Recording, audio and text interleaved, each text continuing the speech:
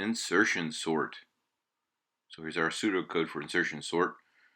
We take I from 1 to the end of the list, but then we take J and we do a while loop. So as we go and we check each pair, if the one on the right is greater, then we swap. So we make the one on the right greater. If after that swap, then we look down through the while loop, resolving to our left, if we have to bubble that smaller value down, we take it all the way to the left. And that's how as one pass through, it resolves both directions.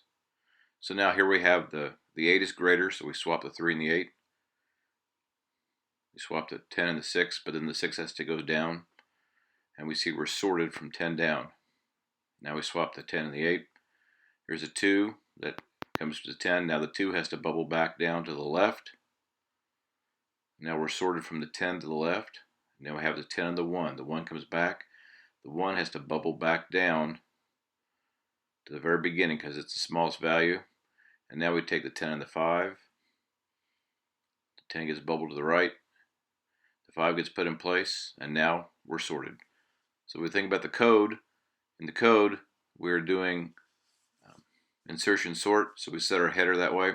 Now in our test list is set to a value. We're going to go through the whole range of the list. We're going to save that temp value as we look at each one, and then within that loop, that's where we look back and resolve the swaps, and we save a temp value off to restore it at the end. So then we can see we run the code, first loop through, we bubble up the 10 and the 8, then the 6 has to go to the left. Then the other 8 comes through. Now we have the 2 that gets taken all the way down to the left. The 10 keeps coming up. This time the 1 comes through, and now the 5 goes down, and we are complete.